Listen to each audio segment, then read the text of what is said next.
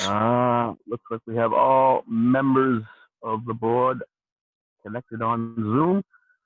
So at this point, we will open the meeting and I will defer to our administrative assistant, Hillary, for our reorganization.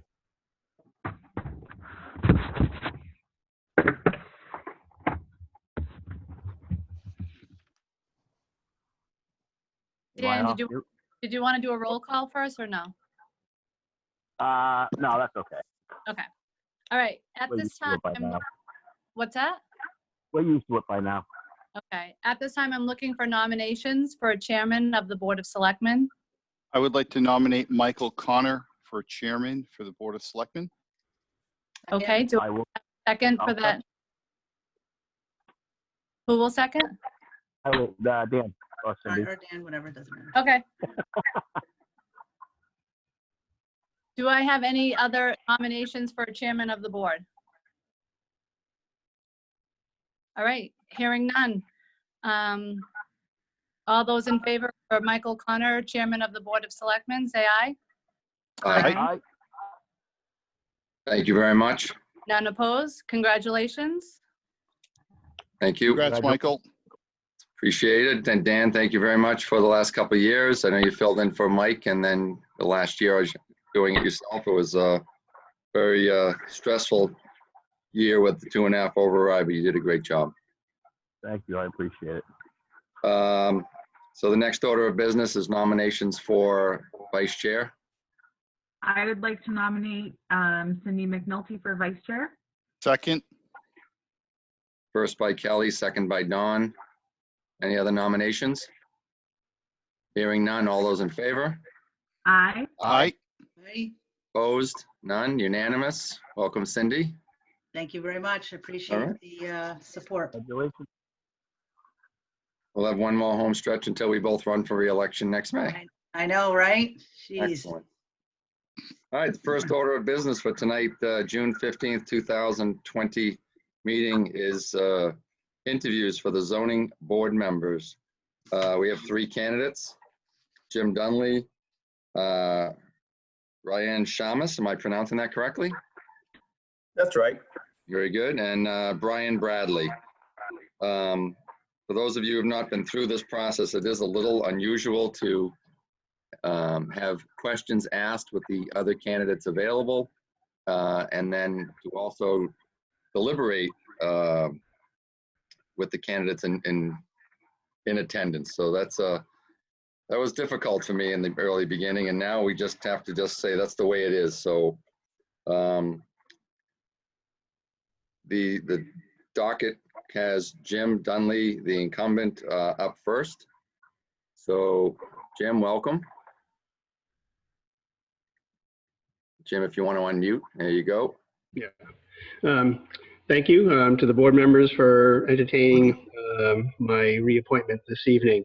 For those that may not be familiar with me, I'll give a little bit of a bio background first, personal and education, and we'll talk about my existing tenure on the board and some challenges and opportunities perhaps that face our board today for the upcoming session. Again, my name's James Dunley, go by Jim Dunley. I'm a resident of Bellingham for approximately 17 years now. My education is aeronautical engineering. It is an undergraduate degree, dual majored in business as well with a concentration in computer science, and also have my MBA. Professionally, I'm an IT consultant, but that spawns into many areas other than IT. A good example would be a recent project down in Smyrna, Tennessee, where I was the project lead on a warehouse site selection and build out of both the physical warehouse as well as the IT infrastructure and robotics within that warehouse. That was a 3-year project. So even though I'm in IT, the bulk of my work is integrations of hardware, software, people's processes, and technology, dealing with building plans all day, both at networking level as well as physical facility level. As far as community involvement, I'm highly involved in various charities, and I believe strongly in community support and community commitment. For example, for those that may already know me, you're aware that I cycled, well, I guess in deference to our connection to Quebec heritage and French Canadian heritage here in this area, I cycled from town center Bellingham to Town Center, Quebec City to help raise funds for the Silver Lake Park. That was a very challenging endeavor. He did that solo. Also, I'm part of a local charitable group that raised funds that supports and assists under the radar necessities, largely veterans that are shut in, fuel assistance, single parents that may need food assistance, right down to Christmas time when parents are short on funds. They may need to have a bicycle purchase for them that they've promised to one of their children from Santa Claus, but they don't have the funds to provide that. So this particular charitable group is local. Remain off the radar, very anonymous to the people that we make our donations to understand and support their dignity. And again, it's well off radar. The other charitable that I belong to is something near and dear to my heart, which is Live, Learn, Love.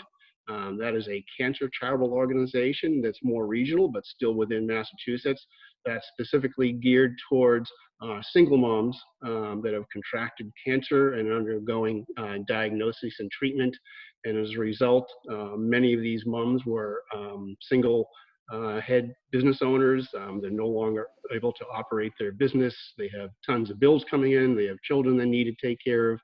And we step in and we support them with financial assistance to help pay their mortgage, provide Uber transportation to doctor's visits, pay for childcare for the day, and among other things, we provide support and financial aid for them to purchase wigs so they can have a little bit of dignity. My mom passed away from ovarian cancer. She was a single mom, raised 4 children in a great fashion, and this is a tribute to her. So that's my charitable involvement in the communities that I belong to. As far as the zoning board goes, I am your incumbent vice chair. Been a member of the zoning board for 7 or 8 years now. We have a number of challenges and opportunities in front of the zoning board, as you know. We are likely to be inundated with a number of 40Bs this session of the zoning board. The Curtis Apartments for one. Also the, let me look at my notes here. We have, one moment, Autumn Hills, which would be a challenging 40B, a number of units on a fairly small parcel.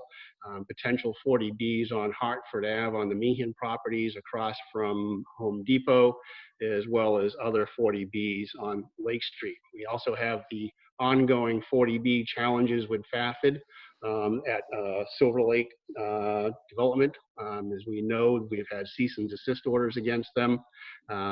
They've come back to the table.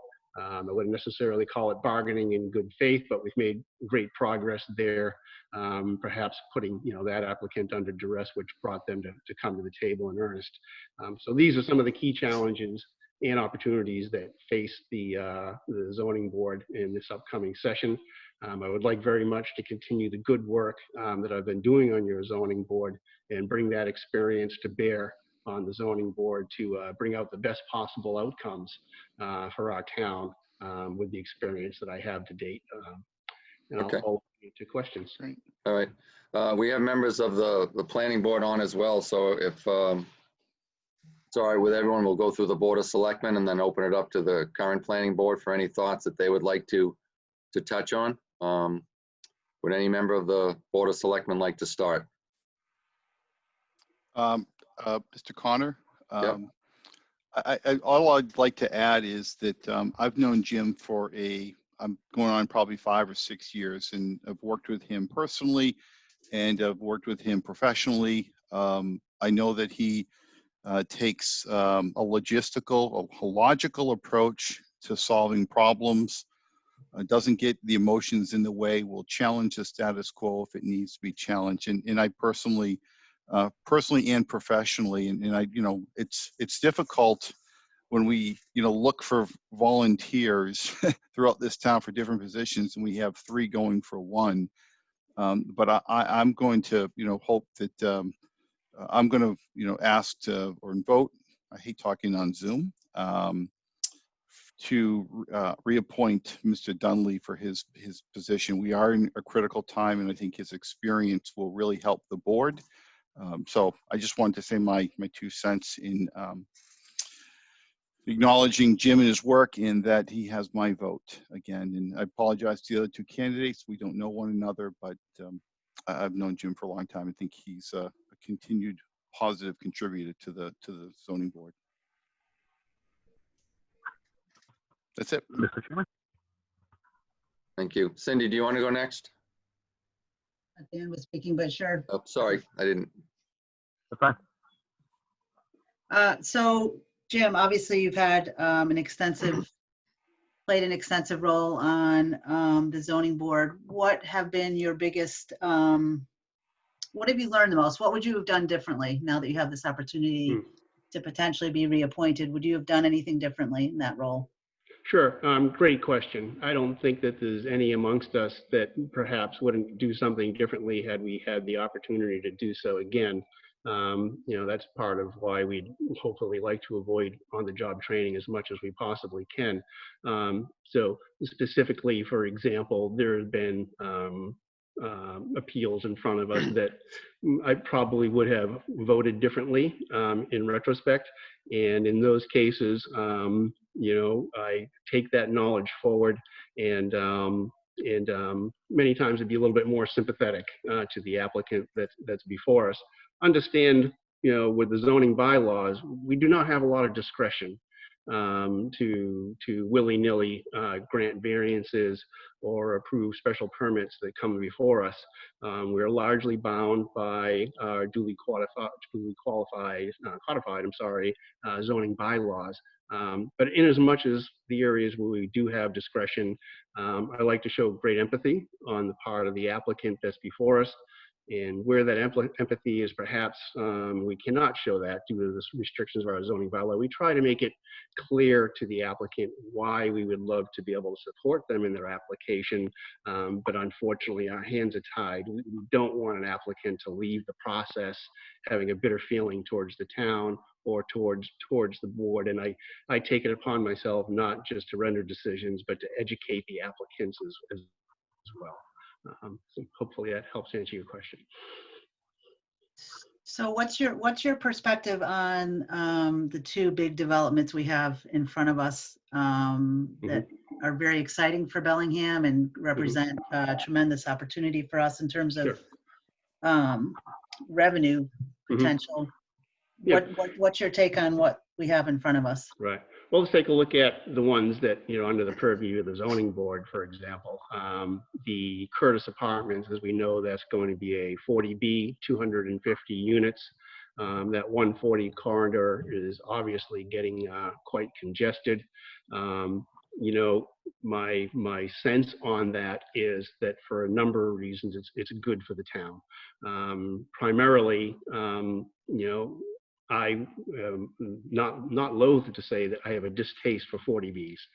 The reason being is it removes local jurisdiction from the decisions that the board is able to make. The state trumps in this case. And it's clearly where we have a case of state mandates with no local funding to support those mandates. But nonetheless, this 40B project, if approved and approved with the right mitigations, has the ability to put us over that 10% threshold. So we're no longer under the threat of 40B. I mean, I can't emphasize enough how huge that is for our community to get us back in control of projects that have come before the planning board or the zoning board. That to me is critical. And I think from what I've read on the minutes for the Selectmen meetings, the Selectmen are in agreement with this as well. That's it for me, Michael. Okay, thank you. Kelly, do you have any questions? You have to unmute, Kelly. I Okay, do Kelly. not have any questions for Mr. Dunley at this time. Okay. Thanks, Kelly. Jim, knowing that the Curtis Pond project would put us over the 40B requirements, how would you look at the other projects that may come before you?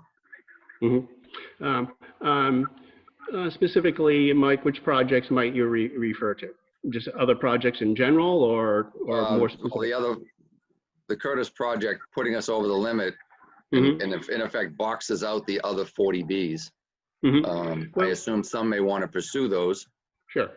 Well, any 40B, there's friendly 40Bs and non-friendly 40Bs, as you know. I think what that means for us will be that any of the 40Bs that come before us, it's incumbent upon them to structure their proposal to be a friendly 40B. And usually a friendly 40B is in an area that's maybe somewhat blighted, somewhat depressed, and can benefit from those developments. That's where I see the trajectory going forward once we're out of kind of the iron fist of we must accept the 40B. Now we can accept 40Bs and action those 40Bs more with the governance of what's good for the town of Bellingham. Okay.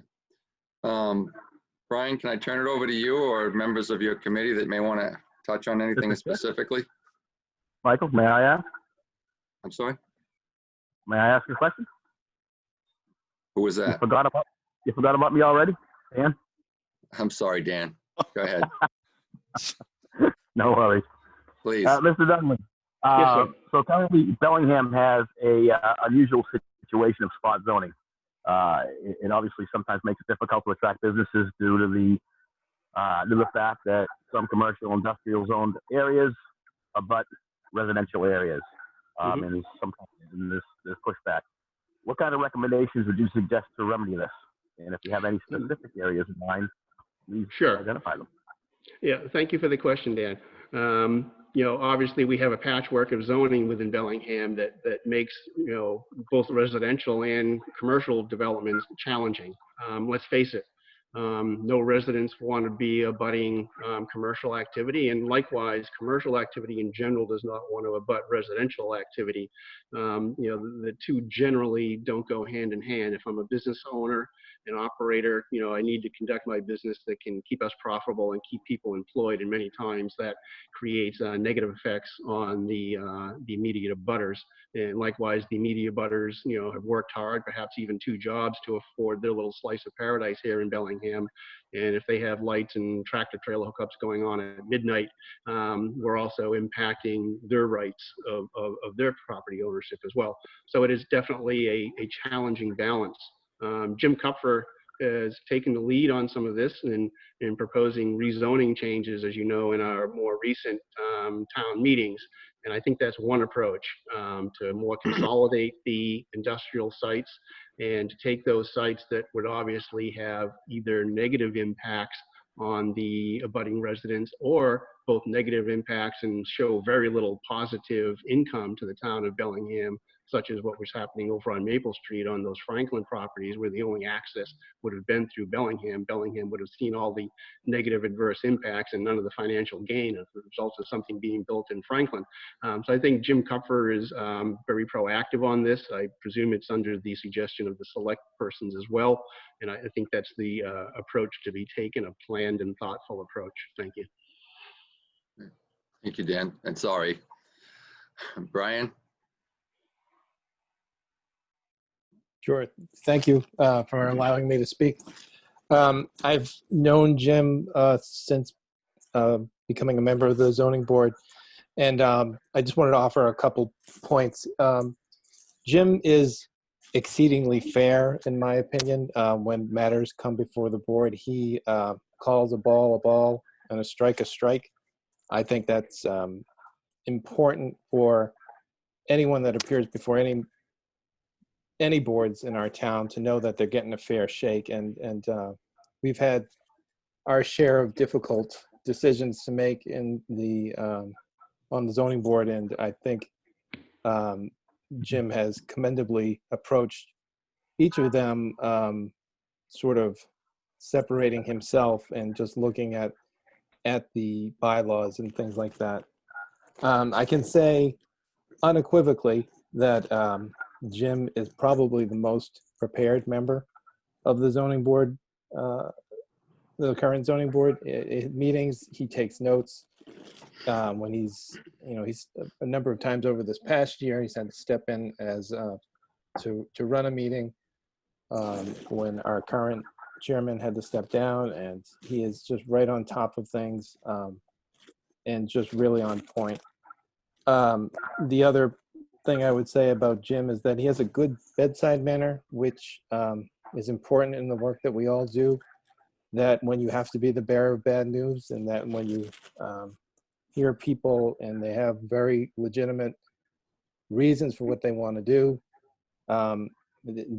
delivering the bad news is as much of a skill as delivering the good news. And I think he's very diplomatic, he's articulate, and reflects well on our town.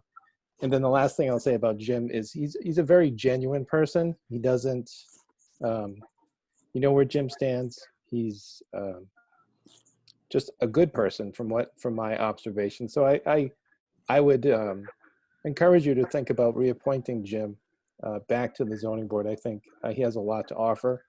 I'm look forward to hearing what the other applicants have to say, but I highly recommend that you consider reappointing Jim.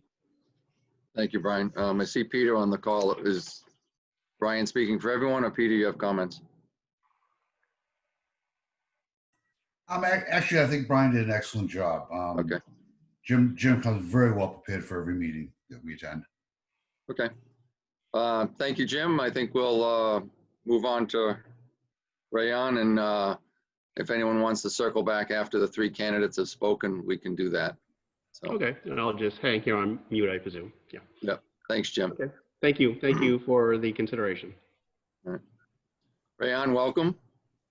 Thank you very much. I appreciate the Board of Selectmen accepting my interview for the zoning board, and it is an honor to get interviewed after Jim Dunley, who's obviously a lot more prepared than I am, considering he is a lot more aware of the zoning regulations, and he's been more involved with the town. But a bit about me: I have been a resident of Bellingham for 3 years now.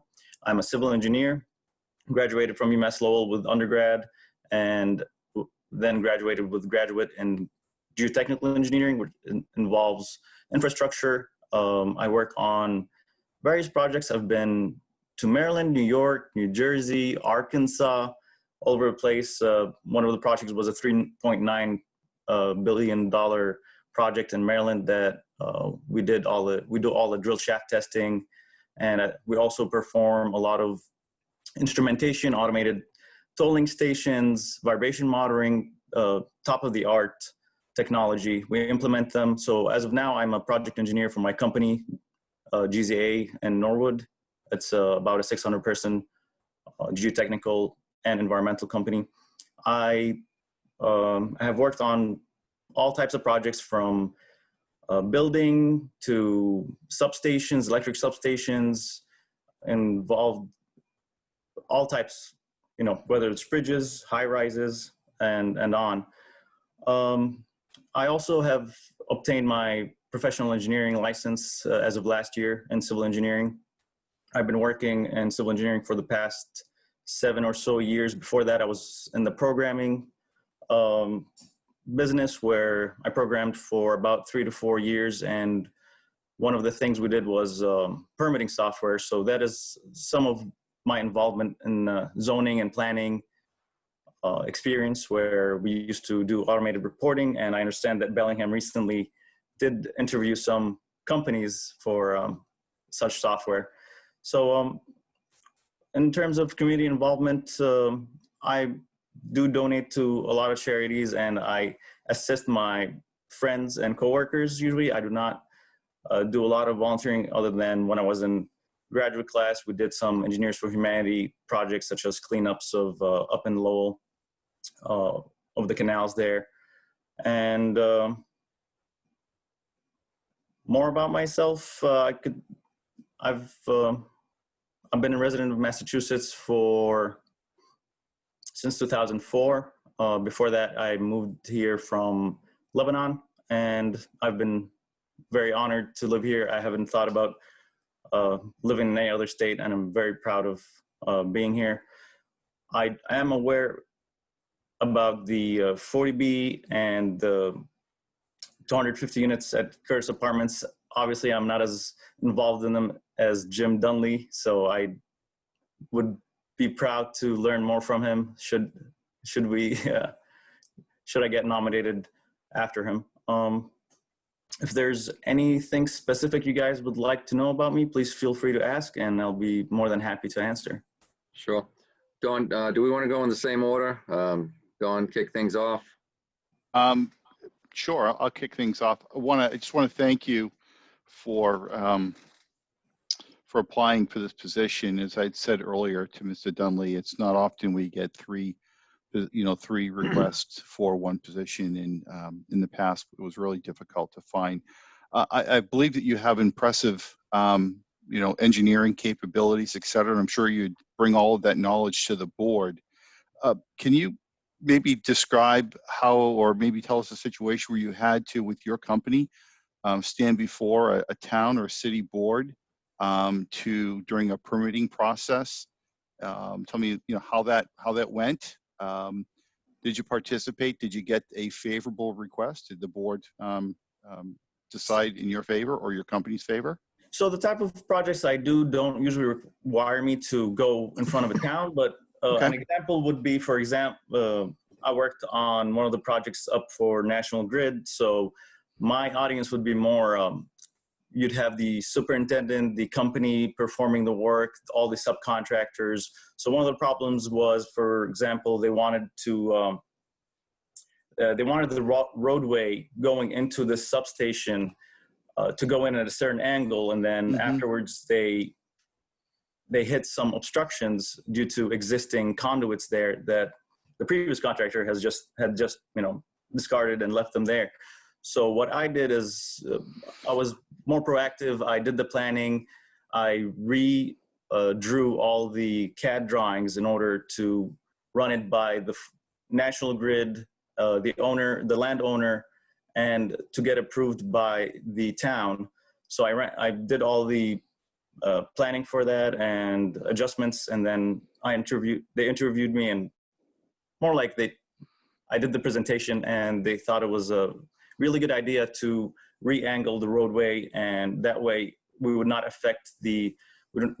an environmental effect, as well as it will create a safer entryway for all the trucks, snow clearing, and such. That was just a small example. Okay. I have two more questions. Have you ever attended one of the zoning board meetings, either in person or on virtual? I have not yet. You have not. Have you ever attended our town meetings? Not in person, no. Okay. I'm good. Thank you. All right, thank you. Cindy. Thank you, Mr. Chairman. I guess my main question for you is you're up against someone who's got significant experience, been on the board for many years. Sort of what are you thinking is what's going to differentiate yourself above Jim so that we would give you this nomination? I feel that I am a very quick learner. I do pay attention a lot to details. I can pick up all types of technology. I am very up to date with any types of pretty much, if I get challenged to learn environmental or geotechnical engineering or structural engineering, I will dive into all the zoning laws. I was looking at some of the laws earlier just to familiarize myself with them. So I think that if you give me a chance, I can learn very quickly, and it's tough to talk about myself and say I feel that I'm empathetic, and coming from not so well-off family growing up, I feel like I bring in a combination of understanding, the need to have availability of new businesses, but at the same time, recognizing how that will affect the community and the future of Bellingham, not just business-wise, but also, the sake of the people and making sure everyone is happy, not just one side. I feel like I would be able to balance it and learn everything very quickly if I get the chance to. Okay, great, thank you. My only other question is how did you actually find out about this position? I know Larry personally, and he told me that there was going to be interviews for it. So I told him, I'd be interested in doing it and present in front of the Board of Selectmen. That's it for me, Mr. Chairman. Thank you. I can go to Dan next. Thank you, Mr. Connor. And thank you, Mr. Shamas, for coming up before us. I know it's always, well, it's always intimidating to do a public interview. Yeah. When your other candidates are with you, as Mr. Connor had said from the beginning. One thing I always want to say is never apologize, you know, for what you do and who you are, and especially when you know you're going up against an incumbent. Sometimes you know it could be intimidating. So It is. Yeah, can't deny that. so the question I have for you is: the zoning board will hear a lot of requests for special permits and different variances that range from anywhere from you know, I think recently there was a situation where they were talking about the number of pets that a household could have, to I need to move my shed a little bit closer to my property line because X, Y, and Z. So my question to you is, when these requests come before you, and keeping in mind these are residents, these are taxpayers, what will your approach be? Will it be kind of a strict zoning enforcement type thing, or will it be more of you're going to act as a resource to kind of guide this resident through what their options are? And I guess my question is, you know, are you going to more help them to get their desired outcome, or is it going to be it's black, it's white, and this is my decision? Oh no, definitely. I understand the complications of it and how many different aspects come into play when, for example, somebody wants to build next to an existing stream or an existing river. I feel like my background in civil engineering and understanding groundwater, how the groundwater can be affected, such as if you cut a part from here and you fill elsewhere, you got to take a lot of considerations to the contours, you got to take considerations to the environmental effect, but at the same time, these are taxpayers and these are a part of my community, and this would be difficult to deny them. So I think it's just a balance between having a scientific view of what's in front of you, at the same time understanding that, you know, if it's something really essential and it's not going to have a great or a significant impact, negative impact on the environment, then perhaps it's something we can work with. It's always going to be a case-by-case basis, but I don't think it's going to ever come to, you know, hitting the mallet down and just saying, no, absolutely not. So I think everything needs investigation and everyone deserves a chance to be heard. Okay. Thank you. Great question. Kelly, do you have questions, or? You're muted, Kelly. There you go. Yes, just a couple questions. So first, after reviewing your resume, it was very extensive, and it looks like you've accomplished a lot in your work in a short period of time. But that sort of brings me to my concern of, do you actually have a lot of time for this position? Do you travel a lot? Like I said, it seems like you've accomplished a lot in a short amount of years, and so that's a little concerning for me that you wouldn't be able to put as much time into this position.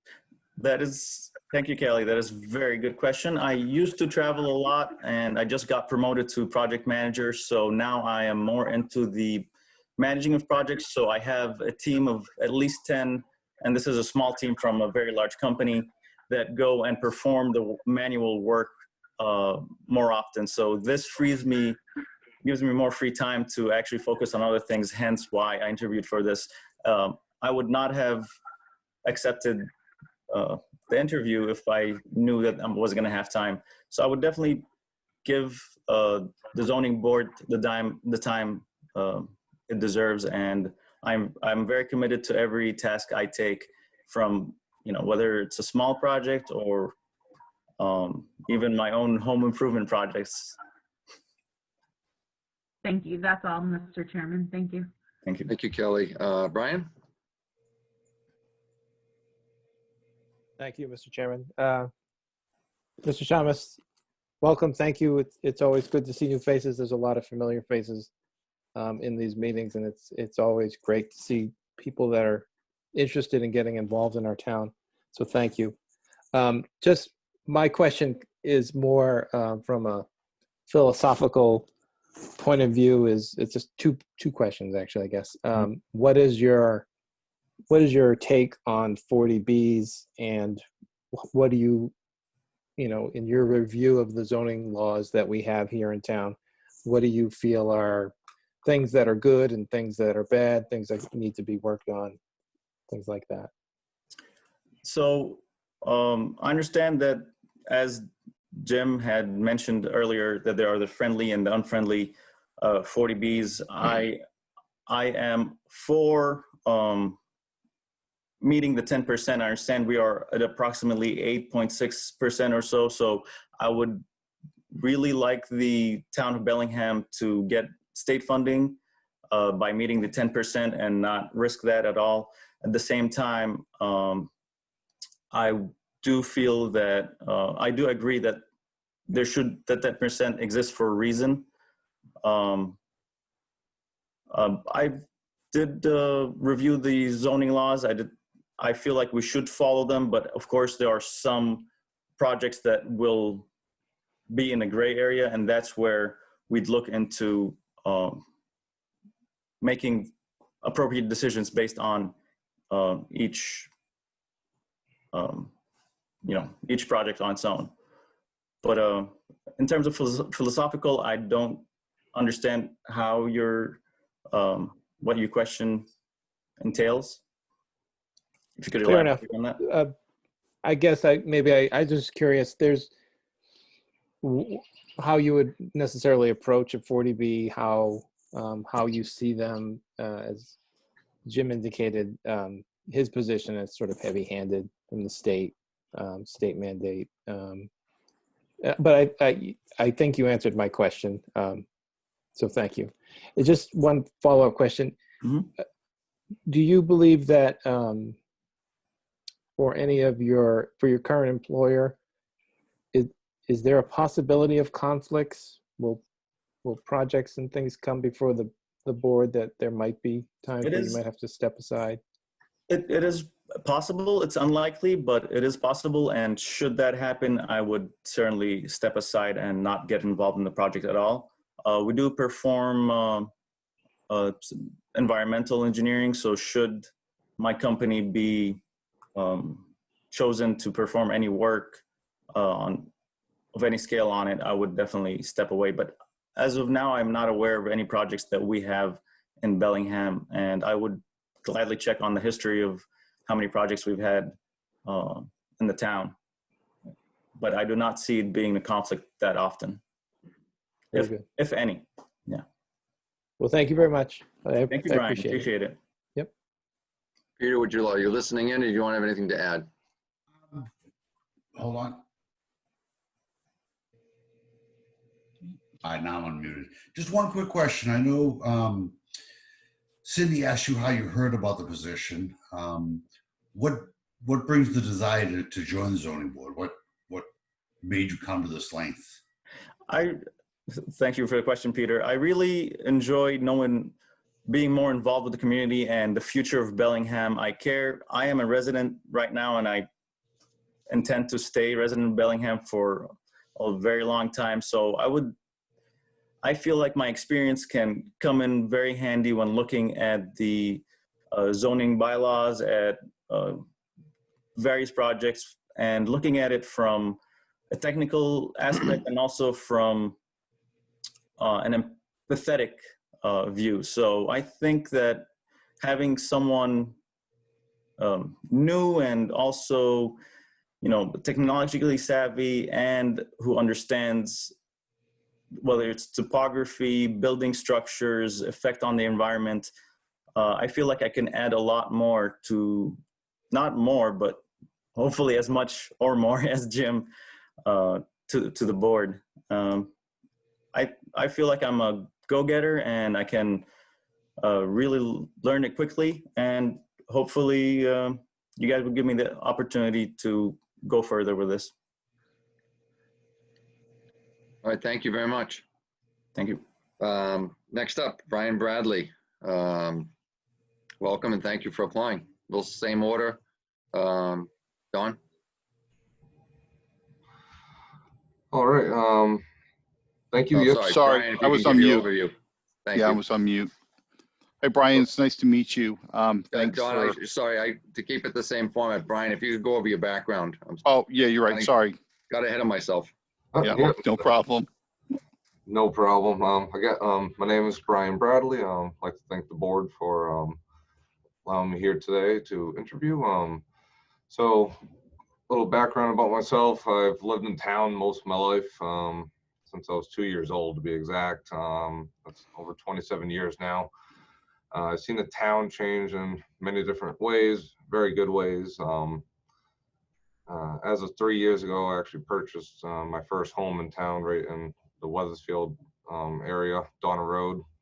So I plan on living in town for a very long time, and I want to contribute my time as those before me did and help make Bellingham one of the greatest towns. Not only do I live in town, I also work in town.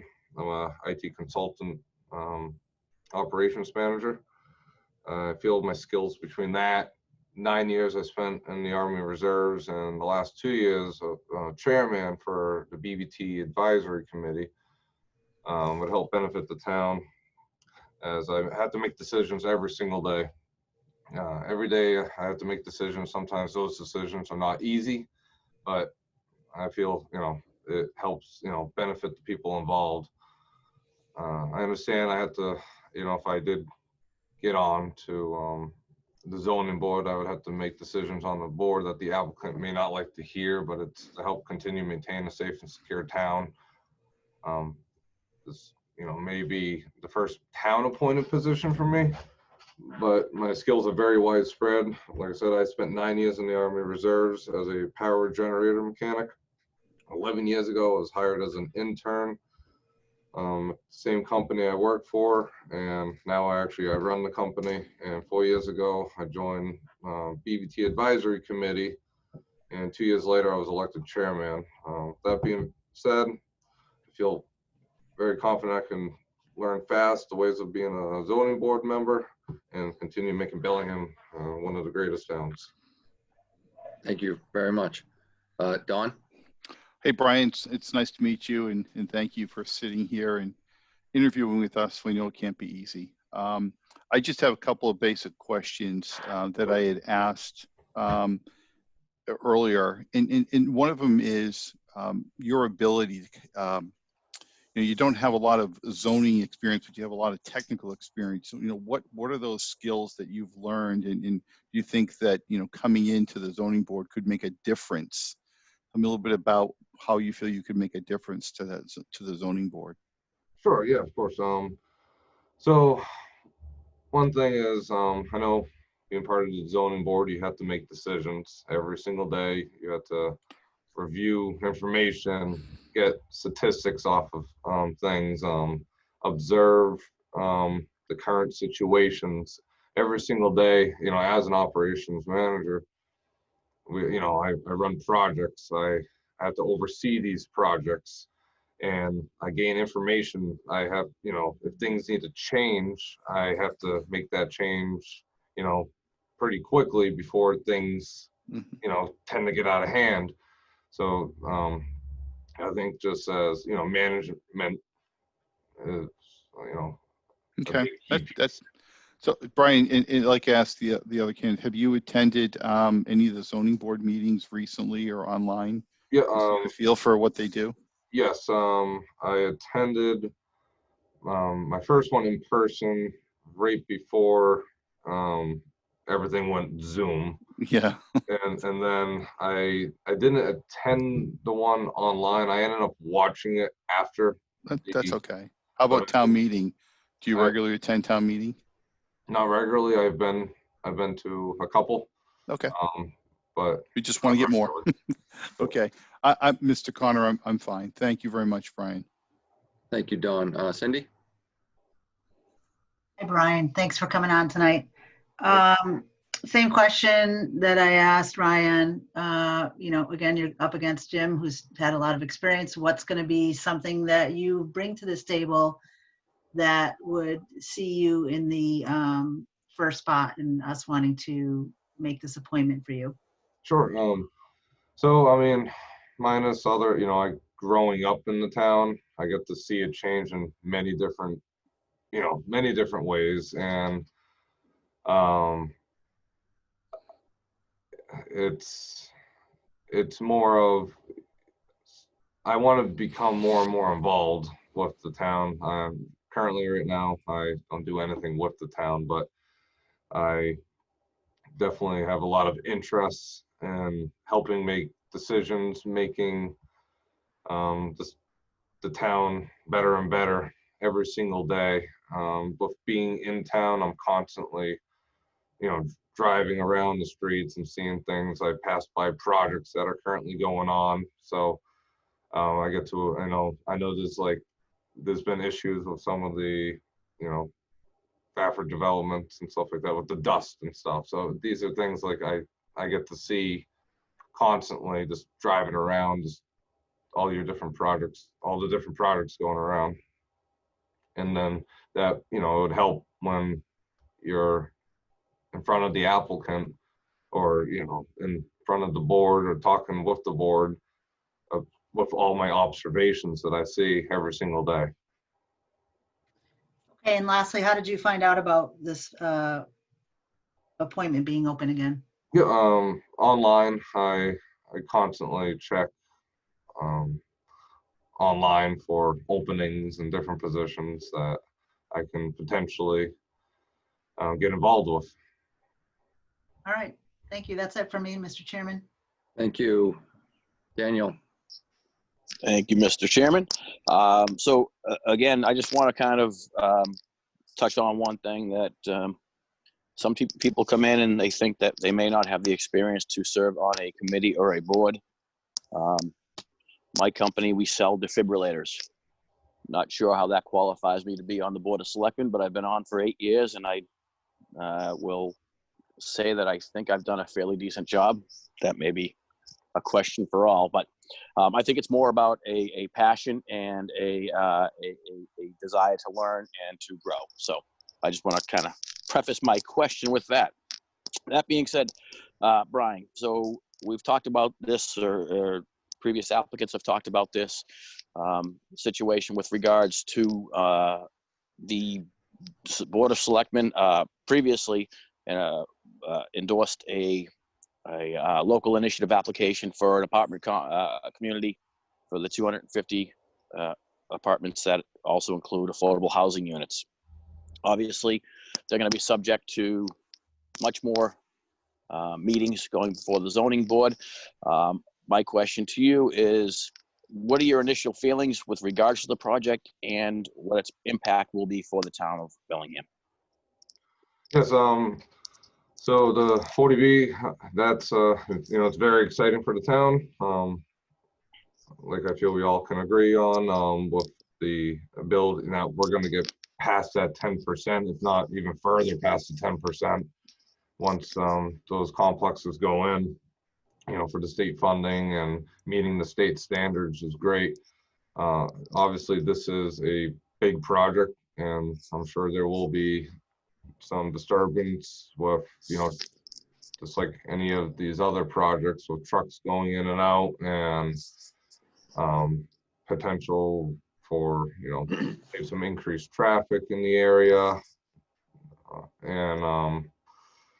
So, it's just a matter of getting past those points and making sure that everyone is happy. Everyone driving is happy, going past these sites. And, I know, like I said, one of the biggest issues is the dust control and making sure that everything is in line and going the proper direction it's going during that time of build.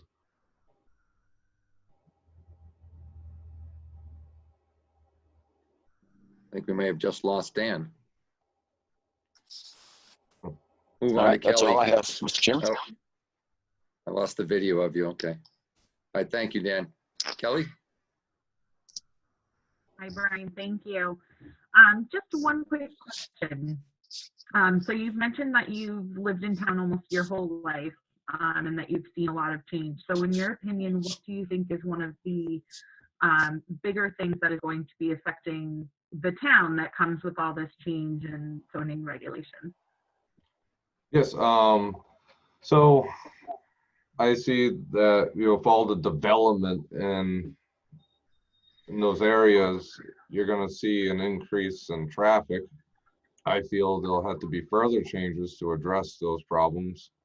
Whether it's, redoing, the center of town to make traffic flow, better. Currently, I know, in fact, I think the center of Bellingham's probably had the, the least amount of traffic it's been in a long time right now, just because of less people driving, but eventually, more and more people will be back out on the road. And I know traffic has been a little bit more of a problem in town, especially on the busier days. And that's something that we'll definitely have to continue to keep in consideration during all these builds. And also, with all the new developments that come in, obviously that means more people, more kids. So the safety, for everyone, the residents, and you may even find having to look into like adding on additions to schools, because we are building a lot of more residential areas now.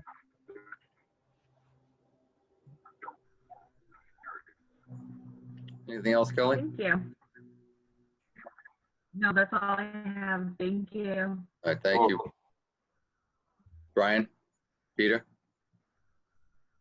Thank you, Mr. Chairman. Welcome, Brian. I like your name. You spelled it wrong, but I like your name. So I'll just ask you the same question that I asked Mr. Shamas.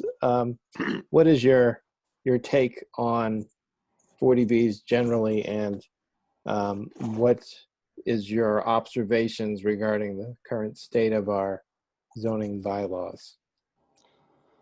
Yeah, current take on the 40B, I feel it's very important for the town to meet the state expectations and hit that 10% mark, if not slightly over. I feel it's going to be a very big thing for the town to finally, get to where we should have been for a long time.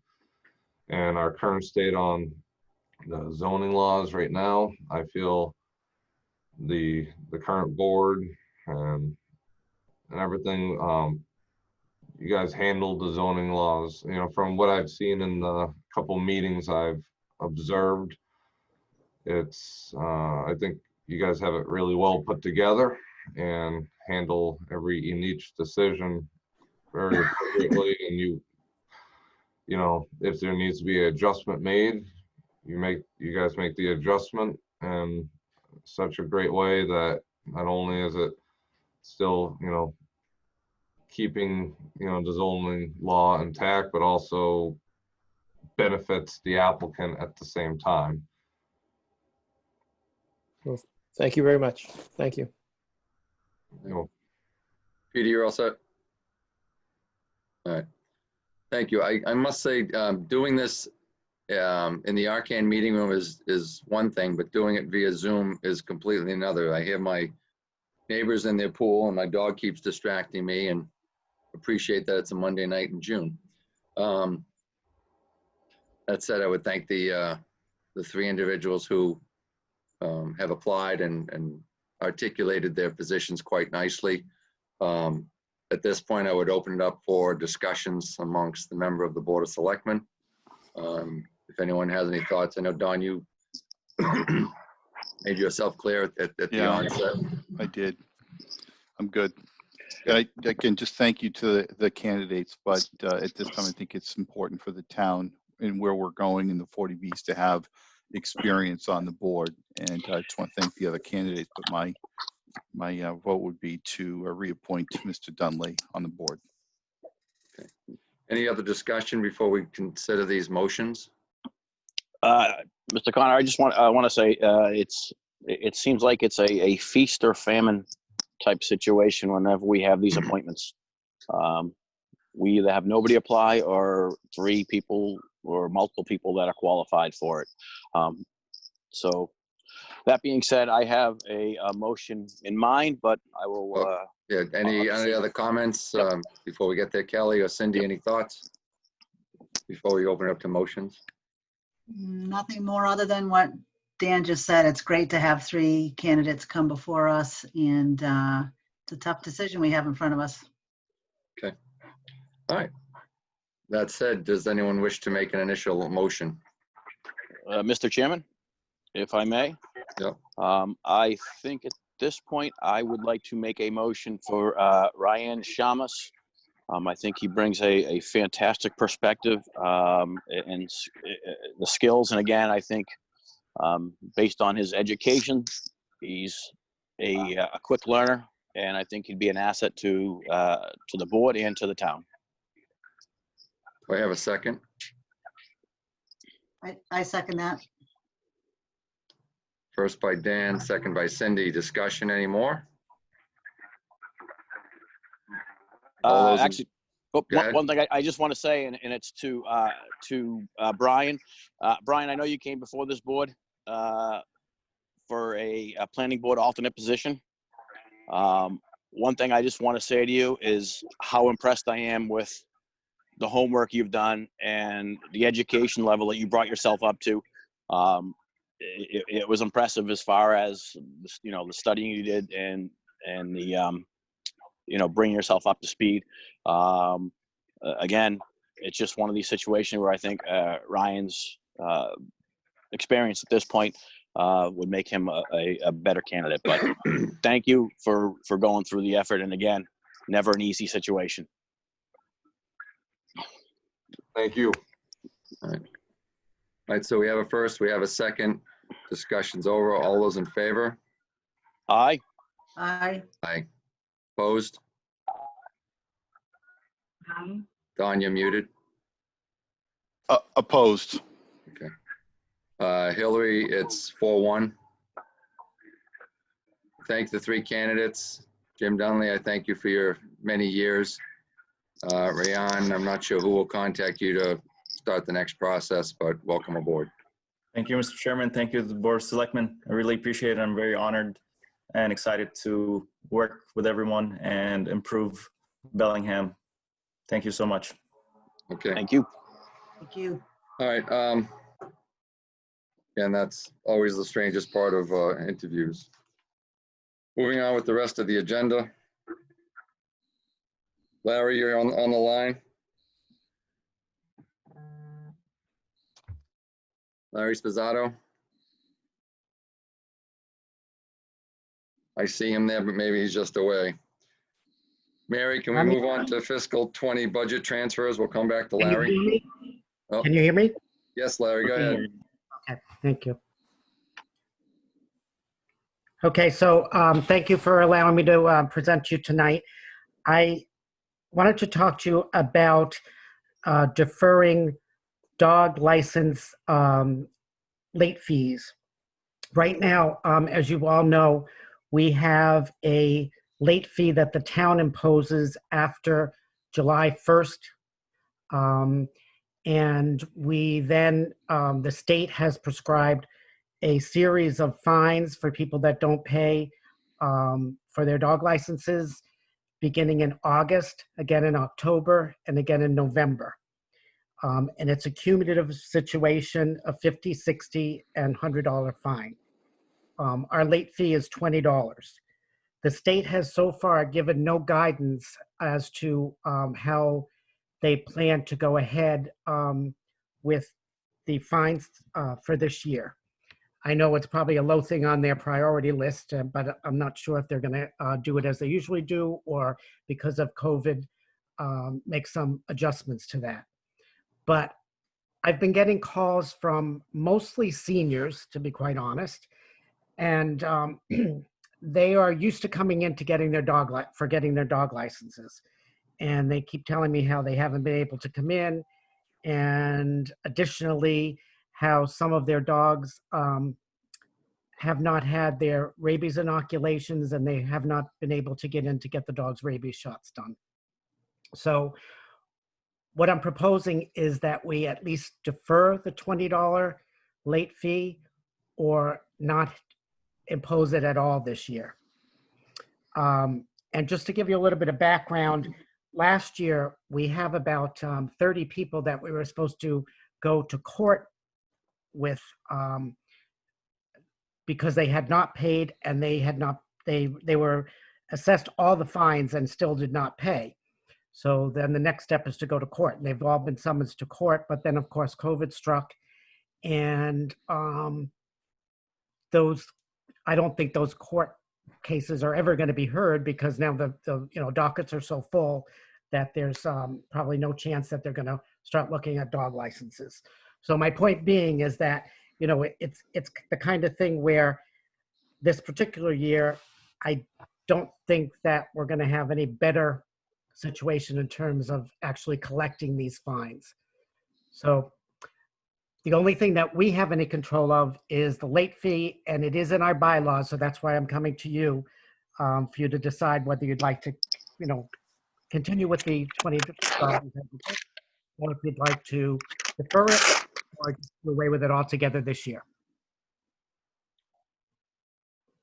Larry, do you have a recommendation based on talking to your peers as to timing or going forward with this, or opinions from the board? I think that everybody's kind of waiting to see what the state's going to do regarding the fines. But the problem is that the $20 begins July 1st. The first fine is actually August 1st. So there's really a small window of time. And since we're really not open to the public yet, my druthers would be to not do it this year. The amount of loss of income would range between $2,000 and $3,000.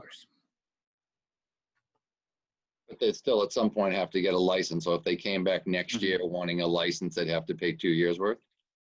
No, the way the state does it is because it's supposed to be adjudicated through the courts by that time.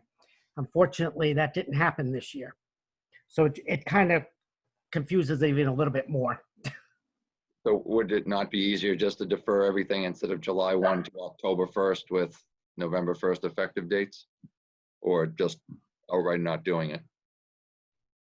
Well, the reason I'm suggesting to not do it at all is because the fines are then in place by then, if in fact they will be. Like I said, the state has really given no direction, because it's probably something that they probably haven't even thought of at this point. Yeah. Okay. All right. Do I have a motion from the board to waive the fines, Larry? Is that appropriate to say it that way? That's what I would suggest. Okay. Mr. Chair, just a quick question, if I could, just for my own sake. So, Larry, when you talk about the courts are supposed to enforce the fines, does the town have to file with the courts to enforce these fines, or? Yes, it's actually done through the animal control officer. Okay. And basically, because they're the ones that actually write out the citations, and they literally write them out at this point in time. And a copy goes to the court. Is it at a cost to the town? Do we have to file court fees? No. No, okay. All right, that was my question. All right, I'm good, thank you. So do we have a motion? I'll make a motion to accept the town clerk's recommendation to waive late fee fines for dog registrations for, it'll be fiscal 2020, right, Larry? Or it'll be, yeah, okay. So moved. First by Mr. Spencer, second by Dawn. Mr. Martinez, sorry. It's okay. Discussion. All those in favor? Aye. Aye. Opposed? None. 5-0 Hillary. Thank you, Larry. Thank you. Next up on the agenda is fiscal 20 budget transfers. Mary? Good evening, Mr. Chairman. Tonight, we do not have any budget transfers prepared for you. We will have some in the coming weeks, but there are none this evening. Thank you very much. Thank you. Select board meeting dates. I took the liberty earlier today of sending something to Hillary, but in the grand scheme of things, I think it's ideal that we go with our general first and third Monday of the month, noting that Labor Day falls on the first Monday, President's Day falls on the third Monday, and Patriots' Day falls on the third Monday, thereby moving those meetings out 1 week. Historically, we've only met once in July and August. That would be July 6th or 20th, and August 3rd and 17th. I assume based on our summer schedules, perhaps we should pick one date in July and one date in August. Maybe Mr. Corner, what was that August date, the 17th? 3rd and 17th. So what, in the past, we've had a senior cookout, and Yep. we've had that meeting at the senior cookout. So could we plan on, you know, barring that we're okay to do a senior cookout and we're into phase 3 or 4? Yep. My recommendation would be the 17th, Okay. and to set up a senior cookout at the senior center. July Mary, dates, Mr. Chairman? what's that? What were the July dates? I'm sorry. 6th or 20th, and I guess under those, Mary or Dennis, would there be anything financial that we would still have to be dealing with relative to the budget? On what date was that, Michael? July 6th or 20th? I mean, it's possible we could have some transfers still that we would need to do. Mary nodding her head, so that's definitely a possibility. I would go with the 6th or 13th even. We're only going to meet in July one time. Mary, the 13th puts us out a little further, so that if there is anything out there, we'd be able to get to it. So we'll split the difference. It would be July 13th and August 17th, or a date to be determined with the senior center. Perfect. Beyond that, Hillary, if you can just share the dates that I sent to you with the. Since we're not going to meet, you know, if we normally will go back to the 1st and 3rd in September. Yep. Would it make sense to maybe meet on August 31st in lieu of the Labor Day, and then go to the third week in September? Great idea, Dan. August 31st and then September 21st. And then go there. The only challenge I know that I have right now, Mr. Connor, is that I'm not sure when I'll be moving my daughter into Penn State. So, Yep. You know, if we're still in virtual mode, I'll be able to join. But if it's on premise, I may not. But don't hold it up for me. Oh. Yeah. Well, I think for now, if we just lock in that we're going to go with the July and August 17th date, we can work out the rest at our next meeting. Yeah. Don, thanks for reminding me. I think my daughter might be moving back into school too that weekend. So yeah, we're waiting. We're going to find out here soon. Yeah. All right. Forget I ever said it. No, it's a good idea. It just. So Hillary, July and August are set, and we'll do the rest at our next meeting. Okay, so we'll do July 13th and August 17th. Do you want me to post those right now? If Dennis or you want to check with Josie, we can see which date in August might work, assuming we get to come back. Great. Okay. All right. We'll definitely plan on the 13th then of July. Yes. Okay. All right. Next up, Dennis, we have your annual reappointments. Would you like all the selectmen to appointments? run through them? Would you like me to run through them? Yes, please, Dennis. And I'll just ask in advance because this is my 12th year, and for the last 11 years, I've opposed anyone who doesn't live in Bellingham. So if you can point out anyone other than our full-time employees. Sure. Administrative Assistant to the Board of Selectmen, Hillary Alley, who does a good job keeping me out of trouble 1 year. Animal Control Officers, Tracy Taddeo and Patrick Kelleher. Animal Control Officer's Assistant, Gregory Giordano, Michael Taddeo, Samuel Taddeo, John Power, Cindy Souza. That's a joint department with Franklin. So some of those individuals, their employees live in Franklin. Auxiliary Special Police, Lieutenant John Coker, Sergeant Dana Lovejoy, Sergeant Craig Rioli, Patrolman William Mios, Patrolman Robert Wheeler, Patrolman Mark Rabello, Patrolman Steve DeJoy, and Patrolman Greg Brown. Emergency and Management Director Mark Poirier, Inspector of Gas Roger Gabry, Assistant Barry Idarola, Assistant Jay Palermo, Assistant Fran Sevio, Building Inspector Assistants Stephen Johnson and John Erickson, Inspector of Weights and Measures John Walsh, Inspector of Wires Gene Record, Assistant Richard Marcoux, Assistant Rich Lamoth, Veterans Agent Bob Greeno, Workers' Comp Agent Beth Cornell Smith, Town Planner, Zoning Compliance Officer, Assistant Building Commissioner, and the list goes on with the things that Jim's done for us over the last few months. Jim Cupper. So those are the appointments, and those are for the most part employees of the town. Yeah, it's the some of the others that are issues.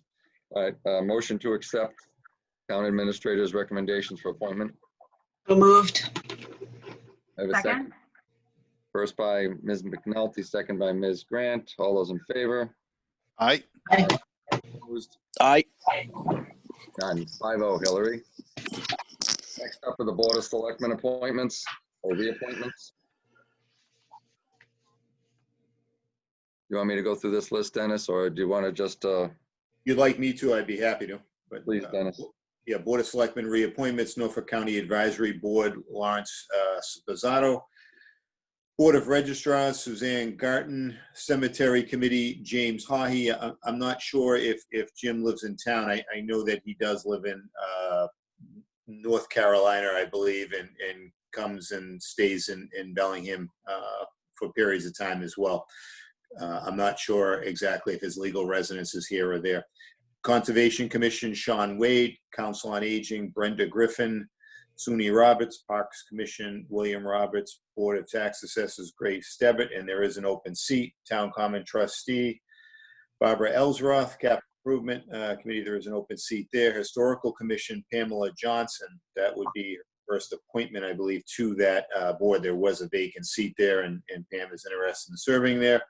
I won't say my own name. I'll let somebody else do that. Memorial and Veterans Day Committee, James Hastings, Samuel Cowell, Melinda Crawford, Kirk Crawford, Thomas Ernest Sr., Brandon Perella, Paula Saliba, Christopher Foley, Paul Thibault, Jim Evans, Laurie Fafford. I would just mention to the board that I spoke to Chair of the Cemetery Committee, Mr. Cartier, and Mr. Hawhey is stuck in North Carolina and not returning until COVID returns, but I guess has property in town. For the sake of this discussion, satisfies my history of voting. All right. Mr. Chairman, I will make a motion to approve the select board appointments, including Town Administrator Dennis Frayne for a 3-year term. Thank you, Mr. Spencer. There was a second. Second. First is Spencer, second is Ms. McNulty. One point of discussion, if I may, Mr. Connor. So the Capital Improvement Committee, it has the open seat because there is a resident at large position that's available, because I believe now our select board position can be fulfilled by one Miss Kelly Grant, as opposed to, all right.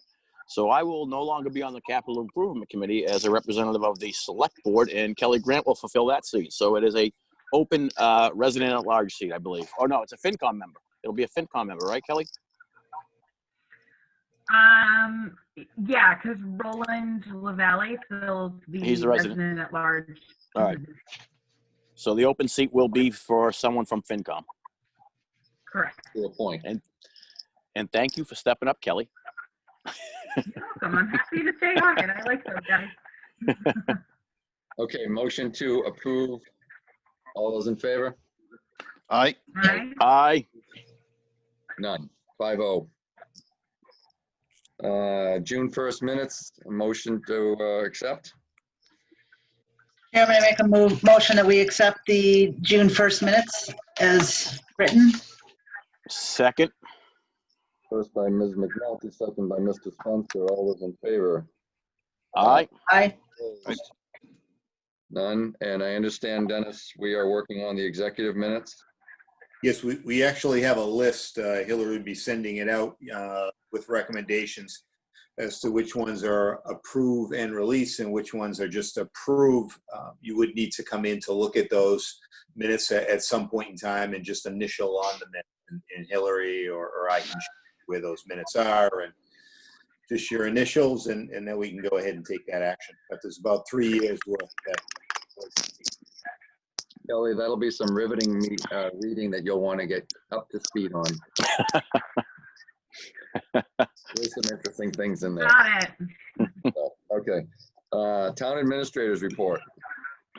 All right, Mary's been burning the midnight oil with all these FEMA reimbursements and CARES Act money that the town has received and needs to file for, and she informed me today that we received about $250,000 in reimbursement. So great job by her and her staff. A lot of reporting work in there, and the first of that money has flown in. And I see her nodding. So great job, Mary. We have an easement, a grant of easement for a cell tower antenna that the board approved a lease with T-Mobile about 2 years ago for it to go on that tower on South Main Street. And they're finally ready to put that on. They've been paying their lease payment as they obviously tied up that tower, but we put an RFP out a couple of years ago, and Mass Electric is finally at a point, or the T-Mobile actually is finally at a point where they're going to construct, and Mass Electric needs to run the power to that. So the board would need to, Don had given me this today and asked if the board could act on it, and I thought it was simple enough. Essentially what it would be, Mass Electric would grant them an easement so that they can run their power under the direction of the DPW from South Main Street to the standpipe on South Main Street, so that we can go ahead and get that cell tower going. And that does require a vote of the board. Mr. Chairman, so moved. We have a Second. Mr. Spencer and Mr. Martinez, any further discussion? All those in favor? Aye. Opposed? None. 5-0. We have been talking quite a bit about town meeting, and I know I've put some emails out. Excuse me, I'm sorry, Dennis, and I'm gonna need your signature on that easement when you guys can come in this week. Okay. Okay, thanks. So we've been talking quite a bit during our 9 o'clock meeting about town meeting and how that might look. We went to the high school auditorium, myself and kind of the inspection committee, if you will, along with town clerk on Friday, to take a look with the guidance that we received from the state relative to indoor town meetings. And we did some counting, and we might be able to get 225 individuals socially distanced the way that we're required to in that auditorium. And that's just not going to work for us.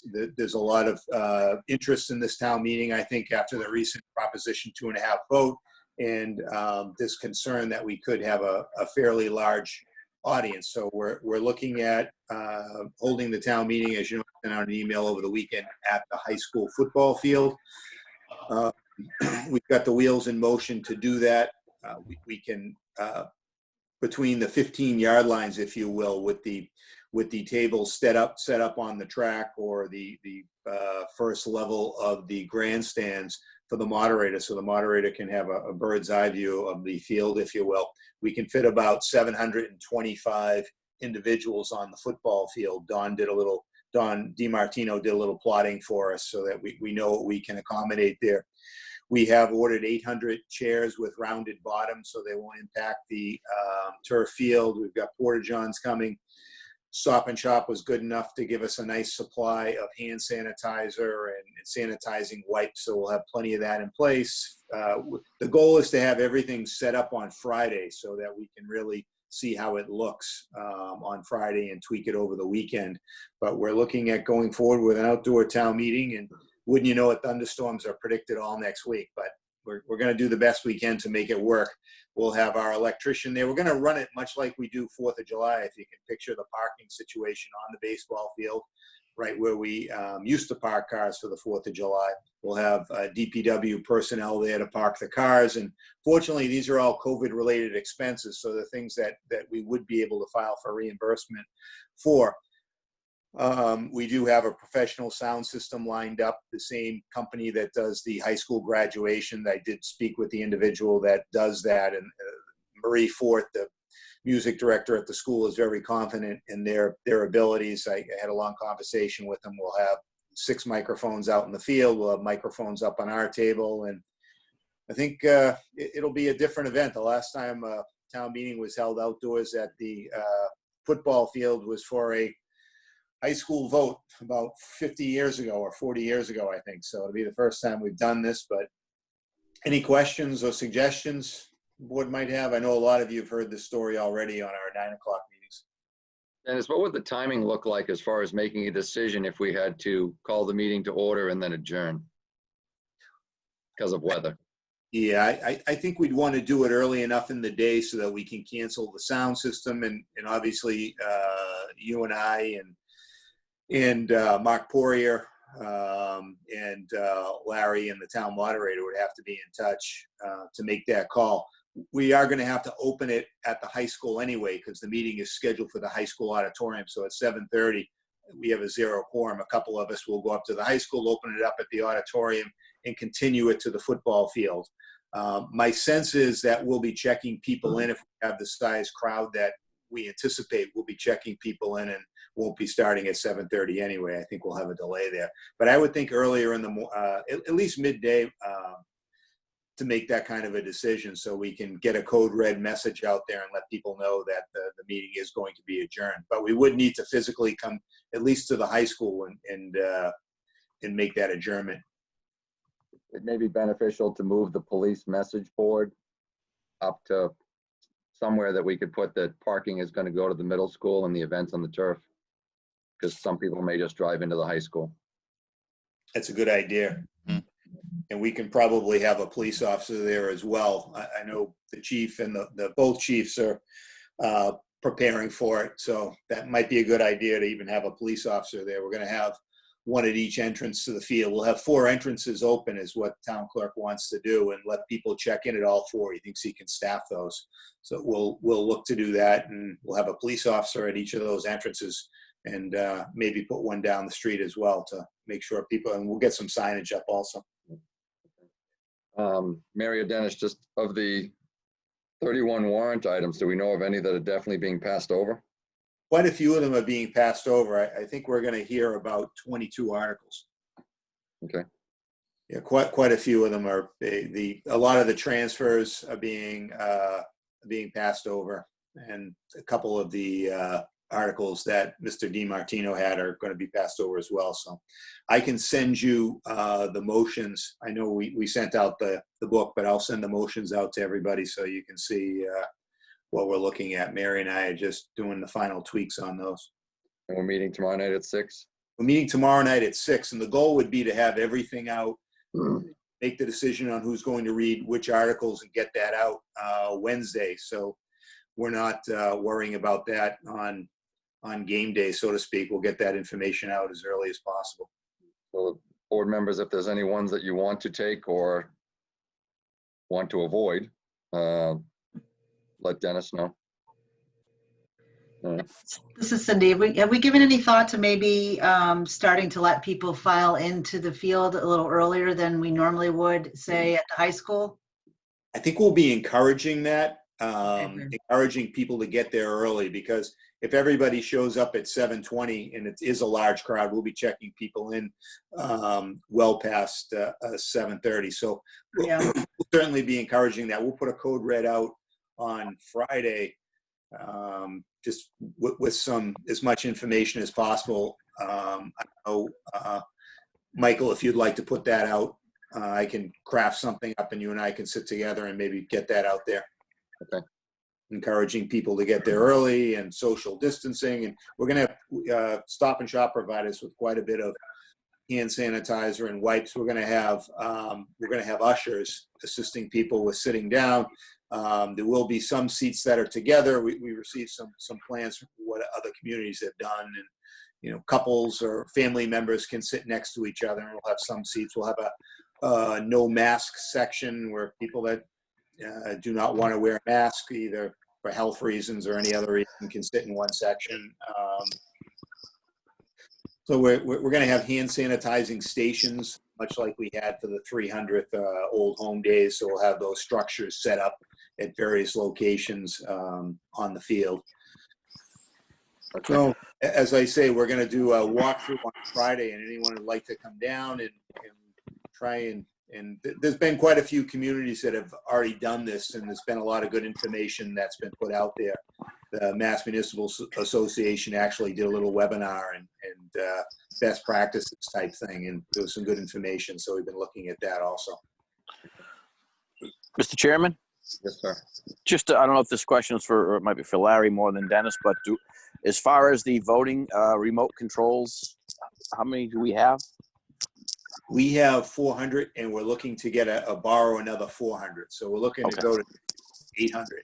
And Larry is working on that, and is confident he's going to be able to do that. Okay, great. Thank you. We did do a test on the field, and it worked quite well. So we're confident those will work nicely.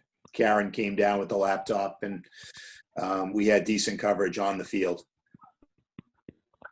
We can probably open up the gates to the back that you can drive down from the high school without having to worry about parking.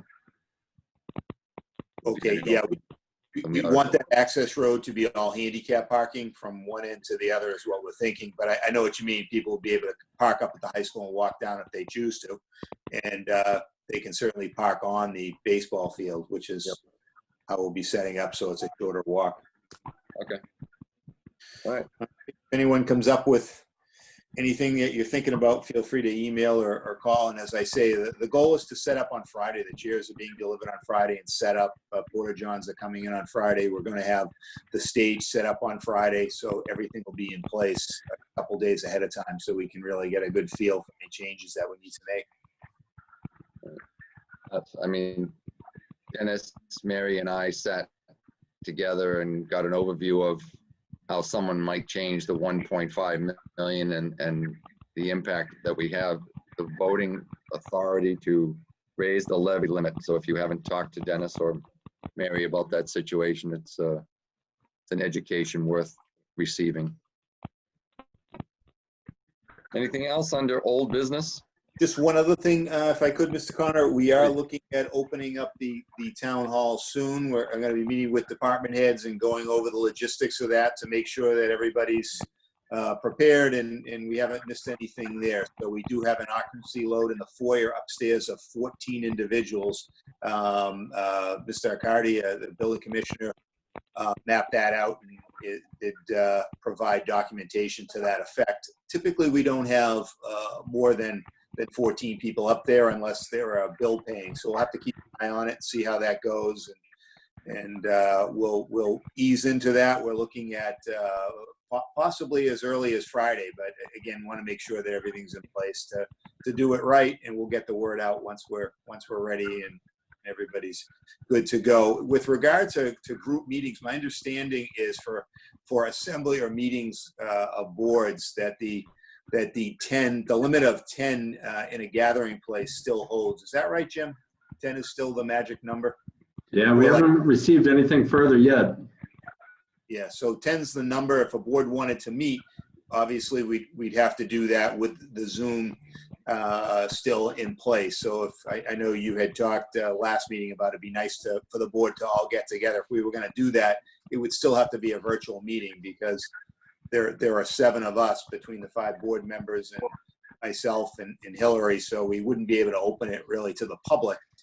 So we'd still have to do it through Zoom. So just food for thought on that one. Hopefully phase 3 in a couple of weeks, that number will be increased. Okay. Thank you. Any new business? Oh, excuse me, any old business?